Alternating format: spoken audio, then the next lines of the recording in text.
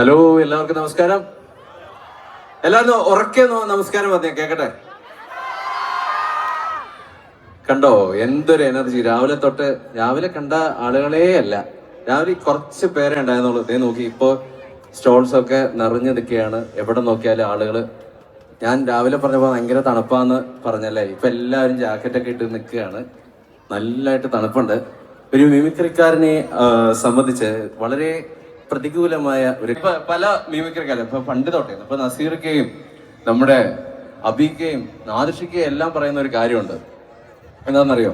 നമ്മള് നന്നായിട്ട് കൈയടിച്ചാൽ നമ്മുടെ ബ്ലഡ് സർക്കുലേഷൻ കൂടുമെന്നും നമുക്ക് സൗന്ദര്യം കൂടുതലാവും എന്നൊക്കെ പല സ്റ്റേജുകളും പറയാറുണ്ട്. സത്യം പറഞ്ഞാൽ അങ്ങനെയൊന്നും കൂടാറില്ല. നന്നായിട്ട് കൂവിയ നിങ്ങളുടെ സൗന്ദര്യം കൂടും. നന്നായിട്ടൊന്ന് കൂവിക്കേ, നന്നായിട്ടങ്ങട്. ഈ എനർജി എൻ്റെ ഈ പ്രോഗ്രാമിനുടനീളം നിങ്ങളുടെ ഭാഗത്ത് നിന്ന് ഞാൻ പ്രതീക്ഷിക്കുകയാണ്. വലിയൊരു സന്തോഷം. ഇത്രയും ആളുകൾ എൻ്റെ പ്രോഗ്രാം കാണാൻ വേണ്ടി വന്നിരിക്കുകയാണ്. നിങ്ങളുടെ എല്ലാവരെയും കുറച്ച് നേരത്തേക്ക് നിങ്ങളുടെ മുഖത്ത് കുറച്ച് ചിരിയൊക്കെ പടർത്താൻ എനിക്ക് സാധിക്കട്ടെ എന്ന് ആഗ്രഹിക്കുന്നു. എന്തായാലും എല്ലാവരോടും ഹൃദയം നിറഞ്ഞ നന്ദി. ഇത്രയും ജീവിതത്തിൽ പല ഒരു വെല്ലുവിളിയൊക്കെ ഉണ്ടായിട്ടും നമുക്ക് തിരിച്ചു വരാൻ പ്രചോദനമായത് നിങ്ങളുടെ എല്ലാവരുടെയും പ്രാർത്ഥനയാണ്. അപ്പൊ ഈ കലാകാരന്റെ ഒരു ഹൃദയം നിറഞ്ഞ ഒരു നന്ദിയും കൂടെ അറിയിക്കുകയാണ്. അപ്പൊ നമുക്കിനി സംസാരിച്ചിങ്ങനെ പ്രസംഗിച്ച് സമയം കളയേണ്ട ആവശ്യമൊന്നുമില്ലല്ലോ. അപ്പൊ നമുക്ക് ആദ്യം തന്നെ നമുക്ക് അനുകരണങ്ങളിലേക്ക് കടക്കാം. ഇവിടെ ഞാൻ ആദ്യമായിട്ട് അനുകരിക്കേണ്ടത് പഴയ താരത്തിനെയാണോ പുതിയ താരത്തിനെയാണോ? ചേട്ടാ, ഫ്രണ്ടിലിരിക്കുന്ന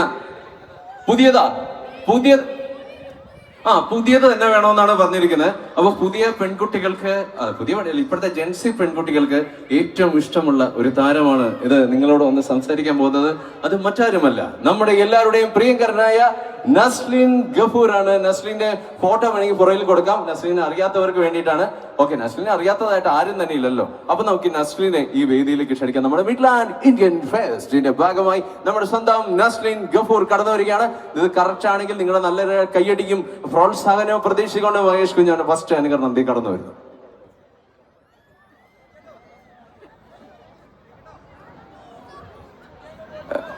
എല്ലാവർക്കും എന്റെ നമസ്കാരം. ഹലോ.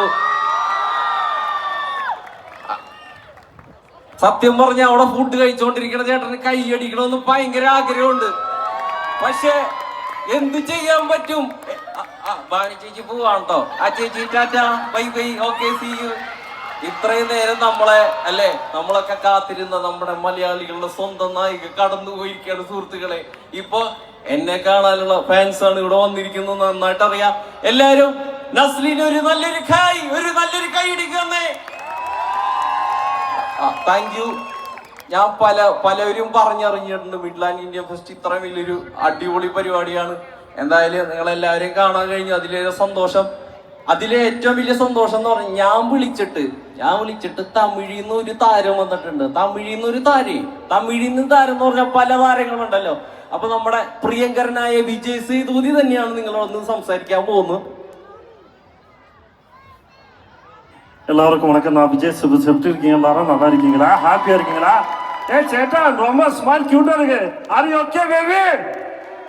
எல்லாரும் நல்லா இருக்கீங்களா? ஹாப்பியா இருக்கீங்களா? இதுதானே உங்களுடைய சம்மரு. என்ன குளிருது. அயல்நாள் வந்ததுக்கு அப்புறம் எல்லாரும் சொன்னாங்க இவங்க சம்மர் தான், ஜாக்கெட்டே வேணான்னு. இப்ப எல்லாரும் பார்த்தா ஜாக்கெட்டை போட்டிருக்காங்க. என்னடா இது? டைம் என்னாச்சு? நான் வீட்டில் வந்து நைட் ஆச்சு. இங்கே வந்து இது ஃபுல் லைட்டு தான். எப்படி எல்லாரும் நல்லா இருக்கீங்களா? எல்லாருக்கும் தமிழ் புரியுமா? சேச்சி தமிழ் புரியுமா? உங்களுக்கு என்ன புரியும்? நான் எங்கிருந்து வரேன்னு சொல்ல முடியுமா சார்? எங்கிருந்து வரேன்னு சொல்ல முடியுமா? நான் எங்கிருந்து வரேன் சொல்லு. நான் எங்கிருந்து வரேன்? உனக்கு தெரியாதா? உனக்கு தெரியாதுக்கா வர நீங்கள் தமிழ் தெரியும்னு சொல்ற? ஒரு கதை சொல்லிட்டவா? ஒரு கதை சொல்றேன் சார். ஒரு கதை சொல்லிட்டா? ஒரு கதை சொல்லிட்டா இந்த கதையில என்ன புரிஞ்சிச்சுன்னு நீங்க சொல்லணும். ஓகேவா? ரெடியா? ஓகேவா? ஓகே, இந்த கதை சொல்ல போறேன். எல்லாரும் பின் ட்ராப் சைலன்ஸ். ஒரு நாள் புடி தொத்தா ஓட வழியிடம் நம்ம மேல தாண்டி சிறு ஒரு பக்கம் ஒரு மரம் இருந்து விட்டு கடைசி கூட ஓடி பிடிச்ச உங்க ஒரு பாம்பு தெரியும். என்னடா இடமாக்கணும் மேல பார்த்து தே கொடுத்தா அந்த தே கொடுத்த ஒரே ஒரு துளி தேன் மேல வாக்குது வந்து மேல முளக்கேல சவிக்கிறத நடந்து எல்லாம் பக்கம் தெரிஞ்சுக்காம பாம்பாவது பள்ளமாவது முடியாது. ஆனையாவது பூனையாவதுன்னு குசுர போனாலும் மசுர போச்சுன்னு நாக்க நீக்கி தேனை நக்கி அகாது சொன்னா உனக்கு புரியுதா?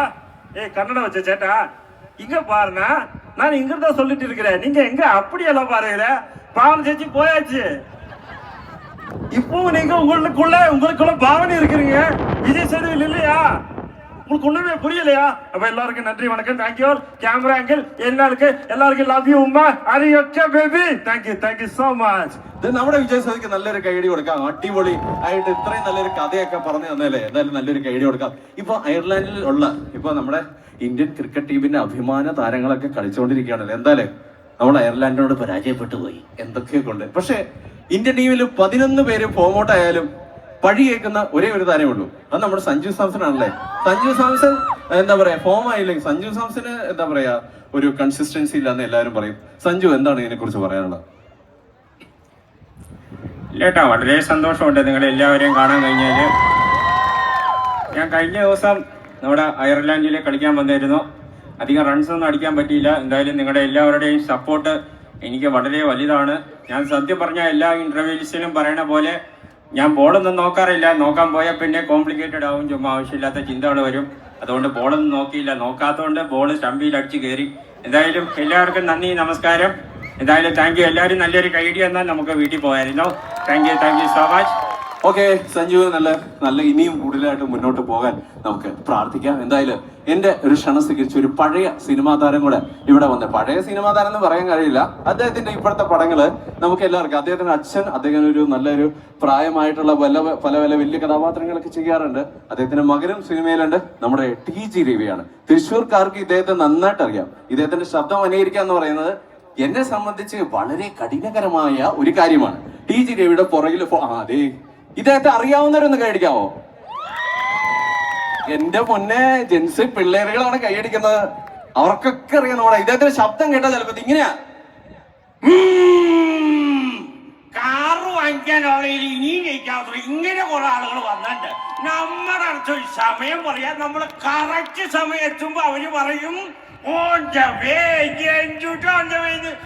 കട്ടിലിന്ന് എഴുന്നേറ്റിട്ട് പോലും ഉണ്ടാവില്ല, എന്നിട്ടും വെച്ച് കാച്ചും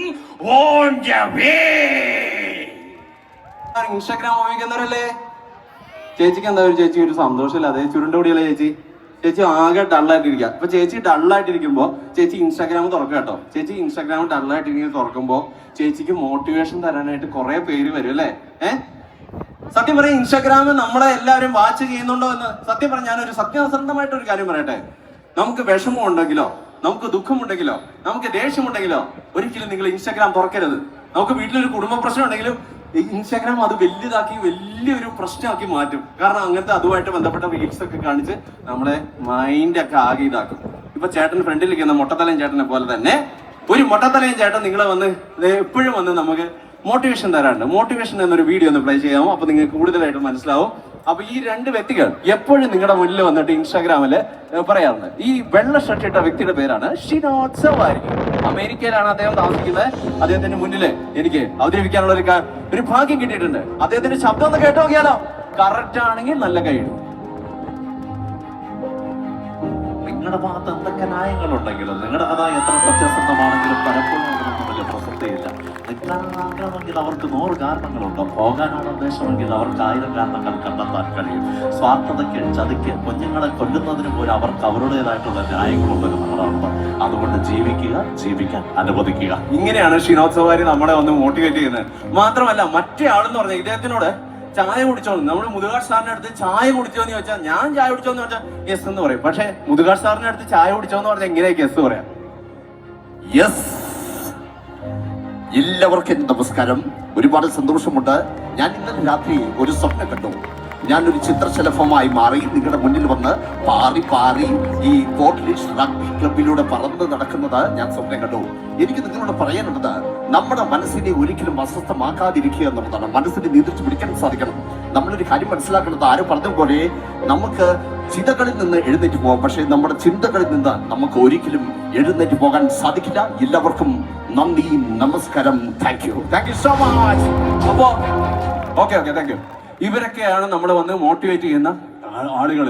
മാത്രമല്ല നമ്മുടെ ലൈഫിൽ എപ്പോഴും നല്ല ഫണ്ണായിട്ട് എപ്പോഴും നമ്മുടെ കൂടെ നിൽക്കുന്ന ഒരുപാട് താരങ്ങളുണ്ട്. ഒരു മിമിക്രിക്കാരന് എപ്പോഴും ഒരു സ്പെഷ്യൽ വോയിസ് എന്തായാലും അല്ലെ കുട്ടി?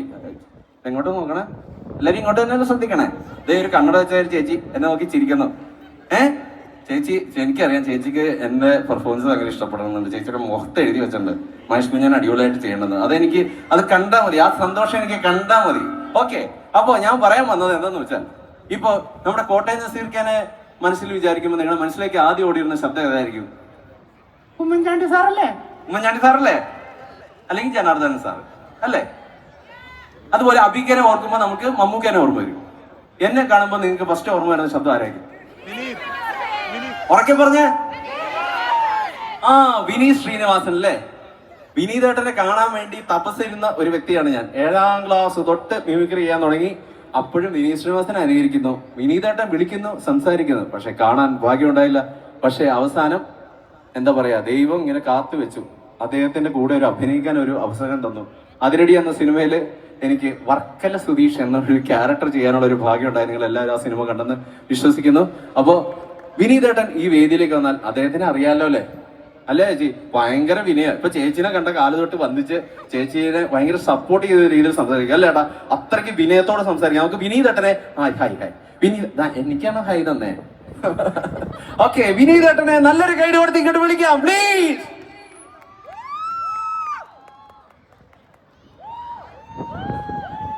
എല്ലാവർക്കും നമസ്കാരം.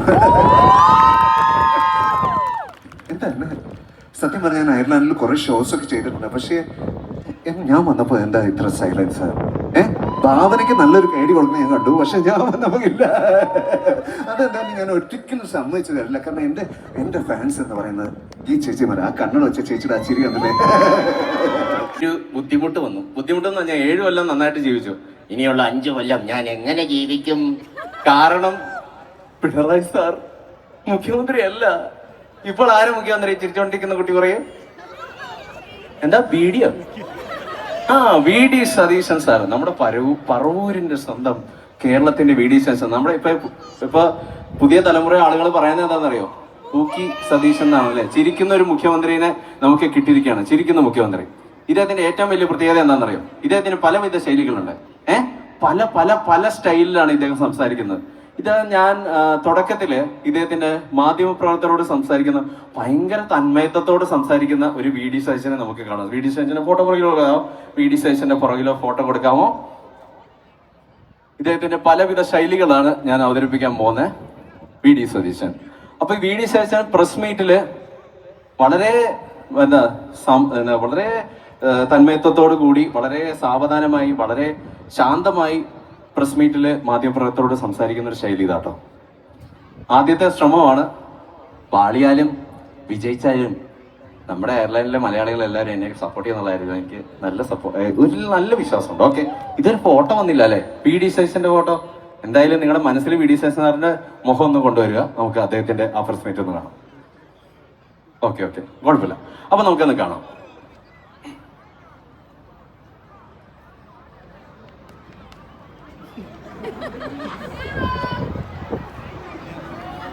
ഞാൻ ആദ്യം തന്നെ ഒരു കാര്യം പറയും.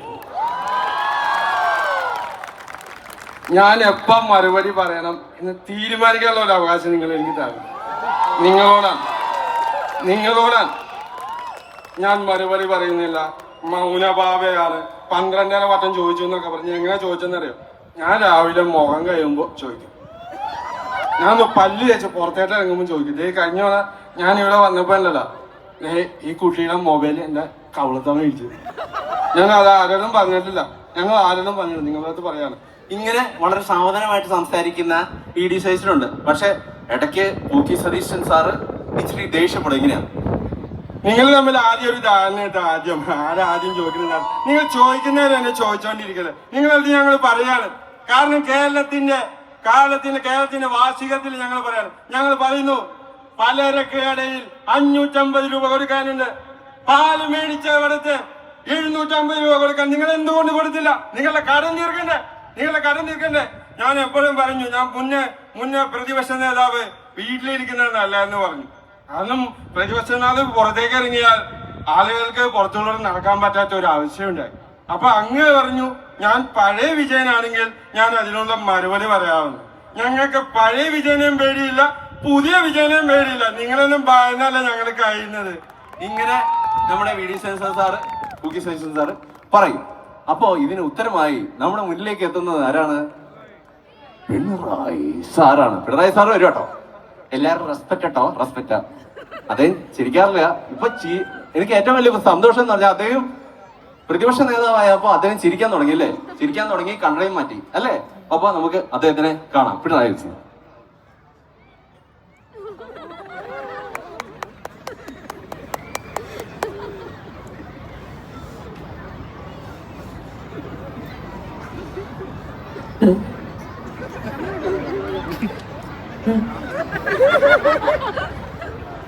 എല്ലാവർക്കും എൻ്റെ നിങ്ങൾ കൈയടിക്കുന്നില്ല എന്ന് എനിക്ക് നന്നായിട്ട് അറിയാം. കാരണം ഇപ്പോൾ ചിരിക്കുന്ന ഒരു മുഖ്യമന്ത്രി നിങ്ങൾക്കുണ്ട്. നിങ്ങൾ പലപ്പോഴായി പറയുന്ന ഒരു കാര്യമുണ്ട്, ആരാ കൂന്നത്?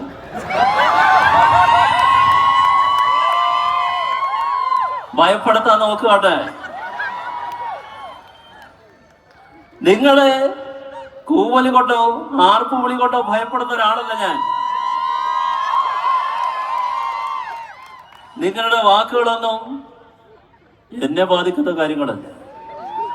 എന്നെ ബാധിക്കുന്നത് ഈ റൂബിന് ആദ്യം ഒരു കസേര കൊടുക്കേണ്ടതാണ്. കുറെ നേരമായില്ല അവിടെ കിടന്ന് കറങ്ങുന്നത്.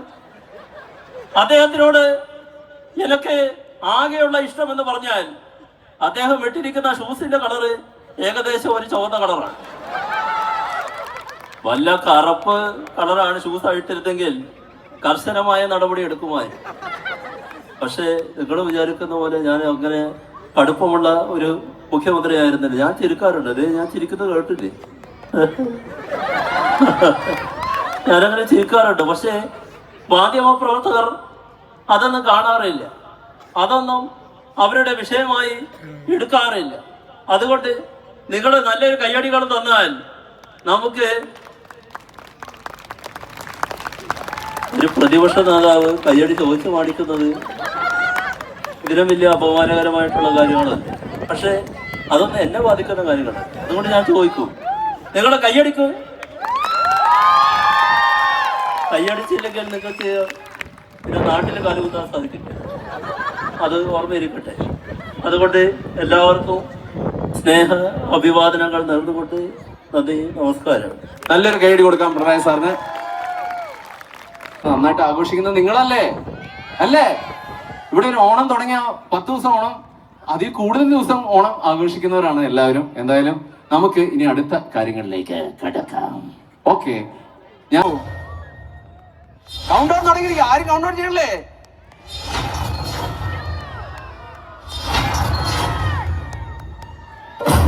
കഴിവറ മോനെ, നീ നിന്റെ കൂടെയുള്ളവരോട് വന്നില്ലെങ്കിൽ നിന്റെ കുടുംബത്തെ വെച്ചേക്കില്ല, നിന്റെ കൂടെയുള്ള ഒരുത്തനും ഞാൻ വെച്ചേക്കില്ല. നീയൊക്കെ അവിടെ പോയി വിളിച്ചാലും ഞാൻ പോക്കും. ഇത് ദേവിയാ പറയുന്നത്. എടാ എടാ സുനി, എടാ സുനി, എടാ സുനി. ഏത് സുനി? ആരുടെ സുനി? സുനിയൊക്കെ തട്ടി പേടിച്ച ആരടാ? ആരെന്റെ അപ്പനത്തല്ല. നിനക്കെന്തെങ്കിലും പ്രശ്നമുണ്ടോ? നീ എന്നോട് ചോദിക്കടാ. ആരുടെ ഓണാ? ഞാനോടാ ഡോണ്, ഡോൺ സെബാസ്റ്റ്യൻ. എന്ത് തോന്നിയാസാണ് നീ കാണിക്കുന്നത്? നിനക്കെന്താ ബോധമില്ല? ഇത് പോലീസ് സ്റ്റേഷൻ അച്ചിവിടല്ല, ഈ കിടക്കുന്ന തൊണ്ടിയാ. ഞാൻ എന്ത് ചെയ്യണമെന്നുള്ളത് ഞാൻ തീരുമാനിച്ചു. നീ ആക്രിയോട് ജീവിക്കുന്ന എനിക്കൊന്ന് കാണണം. ഏതോരത്തെ ചത്തതിന്റെ പേര് സിനിമയെ നിർത്തി നാട്ടിൽ വന്നതും പിന്നെ ആ സേവനന്റെ കാര്യം മാത്രമേ ഞങ്ങളടുത്ത് പറഞ്ഞിട്ടുള്ളൂ. നിന്നെ കാണാൻ ജോർജ് സാർ ഇവിടെ വന്നിട്ടുണ്ട്. നിന്റെ മുന്നേല് ജോർജ് സാർ ഇങ്ങനെ നിൽക്കുന്നുണ്ടേല് നീ ഇനി ജോർജ് സാറിന് ഇനിയും കുറെ അറിയാനുണ്ട്.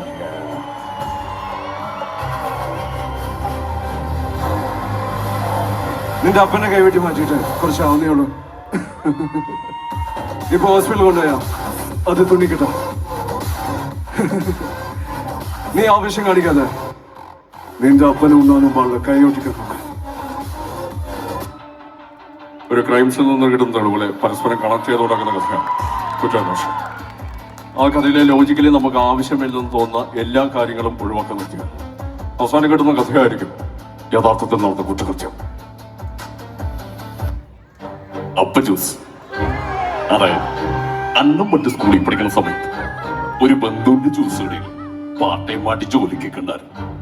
കമ്പനി 8 നില പൊട്ടി. അണ്ണന് പിന്നെ കോളേജ് ചേരാൻ പറ്റിയില്ല.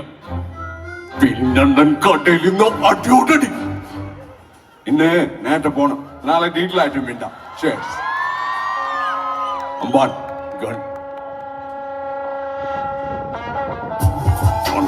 ഗണ്ണെടുക്കാൻ പറഞ്ഞു, എടുക്കാൻ പറഞ്ഞു. ഞാൻ തകമതിൽ വാ, ഞാൻ തല്ലല്ല.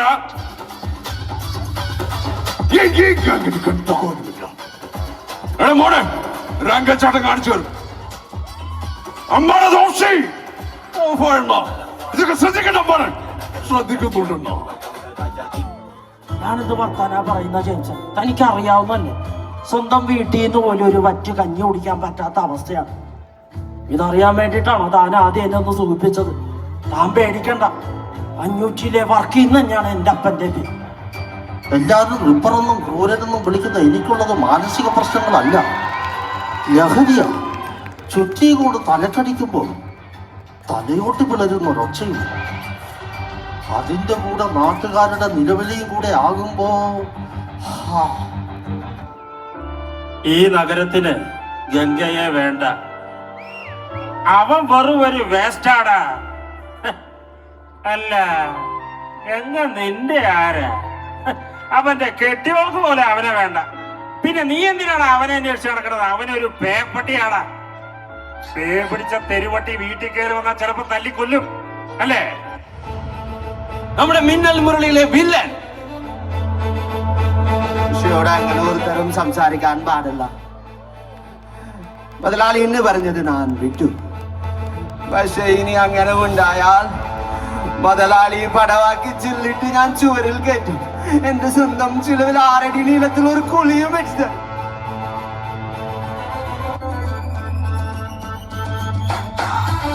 ഇത് നാട്ടുകാരോടോ പോലീസുകാരോടോ ഒന്നും പറയാൻ നിൽക്കണ്ട. എന്നെ പിടിച്ചിട്ടാണല്ലോ വലിപ്പൊന്നും ഇവിടുത്തെ ഒരു ജയിലൊക്കെ ഇല്ല. ഈ സോഷ്യൽ മീഡിയ സൈബിലൊക്കെ നല്ല രീതിയിൽ ഉപയോഗിക്കാൻ പഠിക്കുക. എന്റെ ചതിക്കുടിയെന്ന് യുവതലമുറ രക്ഷിക്കണമെന്ന് നിൽക്കണം. മനസ്സിലായ? അതിന്റെ വാപ്പല്ല, അന്തവനാ. കണ്ടില്ലേ, ഇയാളെ കള്ളും കഞ്ചാവും കാരണമാണ് ഉമ്മ അന്നരിച്ച് മരിച്ച്. ഞാൻ കാണാം മക്കളുടെ ജീവിതം ഇയാൾ കൂട്ടിച്ചോറാക്കി. കുഴിയിലിട്ട് കാലിൽ നീട്ടിരുന്നിട്ട് ഒരു സൂര്യ തരൂലേക്ക്. പിന്നെ അതകത്ത് അങ്ങനെ പോകുന്നുള്ള പൂരി മനസ്സ് വെച്ചാ മതി. വീട്ടിൽ തോന്നുമായി പണിക്ക് പോകണല്ല, എന്ത് പണിയെടുക്കാൻ കന്നുകൂട്ടാൻ പോകണല്ല. എന്റെ നോവലേക്കുള്ള സമയ സൗകര്യം എനിക്കില്ല. പിന്നെ കാശിന് തനിക്കാനാണോ എനിക്ക് നേർച്ചൊന്നുമില്ല. കഴിവിലും കളഞ്ഞിട്ട് പോണമേ. ഇത് കളിക്കളി, ഇത് 2 പകിട. ഏറെയുമ്പോ വീഴുന്നുണ്ടോ നോക്കി കരുതിക്കണം. ആദ്യം ഇവിടെ കരുതുന്ന ആൾ ജയിക്കും. ഒക്കെ ഭാഗ്യം പോലെയാ. കാലം ഒരു അരസികനാണല്ലേ. വിരസതയുടെ പ്രണയത്തിൽപ്പെട്ട് മുങ്ങിത്താവുമ്പോ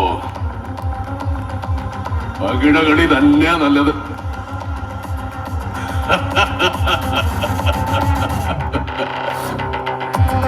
നിനക്ക് 2 തവണ വിധി പണയം വെച്ച് കളിക്കാൻ പറ്റില്ല. പിന്നെ എങ്ങനെയാണ് അവർ പെരുമാറേണ്ടത്? അപമാനം ഭയന്നെല്ലാം ഉള്ളിലൊതുക്കി വിധി എന്നെങ്ങനെ സ്വയം ആശ്വസിച്ച് നിശബ്ദമായിരിക്കണമെന്നാണ് താങ്കൾ ഉദ്ദേശിക്കുന്നത്. കാലം മാറി സാർ. പുതിയ തലമുറയിലെ പെൺകുട്ടികൾ അങ്ങനെയല്ല. അവർ വ്യക്തമായി വിളിച്ചു പറയും ആരാ, എന്താ, എങ്ങനെയാണ്. അത് ഉൾക്കൊള്ളാൻ പറ്റാത്ത താങ്കളുടെ പ്രായത്തിന്റെയും സങ്കോചത്തിന്റെയും മനസ്സിന്റെയും പ്രശ്നമാണ്. Better you try to change, Mr. Senior.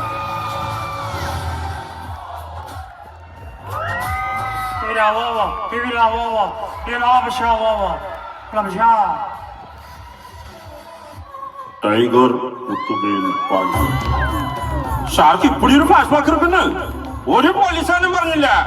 നല്ല വേല അവൻ പയ്യ പോലീസുകാരൻ എടുത്താ ഉയരോടെ വെച്ച് എന്നിട്ടാവത് അവൻ യൂസ്ഫുൾ ആവട്ടെ വെച്ച്.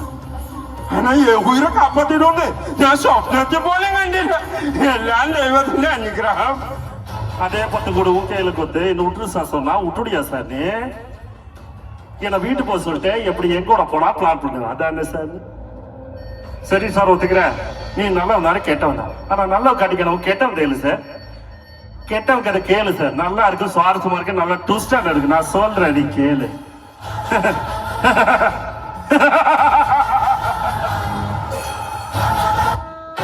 அது என்னடா சொன்னாவ என்ன பிடிச்சவனெல்லாம் கொல்ல போறாங்க எனக்கு பிடிச்சவன தக்காளி பேரு கண்டா வெளியில ஆமா நிஜம் நான் செஞ்சதெல்லாம் வெளியில சொல்ல முடியாது I showed the secrecy alone by my feelings எனக்கு சத்தம் இருக்கு ஆனா வெளியில சொல்ல முடியாது சொல்ல மாட்டேன் ஏன்னா நான் நேர்மையான கொம்பேன் என் பையன் சத்ததுக்கான ரிவன் ஷோடு இருக்கிறீங்களா யார் சார்ந்த சந்தனம் வெறும் கருவி சார் என்னைக்கு இதுல கையில பவர் இருக்கிற எல்லாவன சந்தனம் தான் சத்து போனவன் பேரு பிரபஞ்சம் பெத்தவனோட பேரு விக்ரம் அதுல எந்த குழப்பமும் வேணும் திருச்சியில் நடந்த ட்ரக் பஸ்ட் கால மிலிட்டரியா போலீஸ் இல்ல ஜெயில இருந்து பரோல்ல வந்த ஒரு கைதி அவ பேரு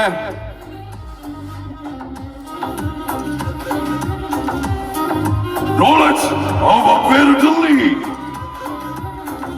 என்ன கூப்பிட்ட ரோலக்ஸ் ரோலக்ஸ் சார் இனிமே sir yes sir okay sir this sir yes sir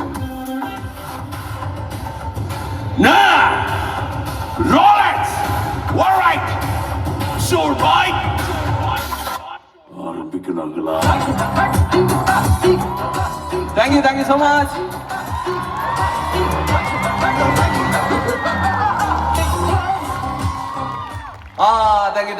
Thank you so much. Absolutely, a big round of applause for Mahesh Kunjumon. Thank you so much. Comedy, mimicry, ella undarna. Thank you very much. Yenda entertainment arna. My God, I haven't stopped laughing. Atra nalla entertainment arna. Thank you very much.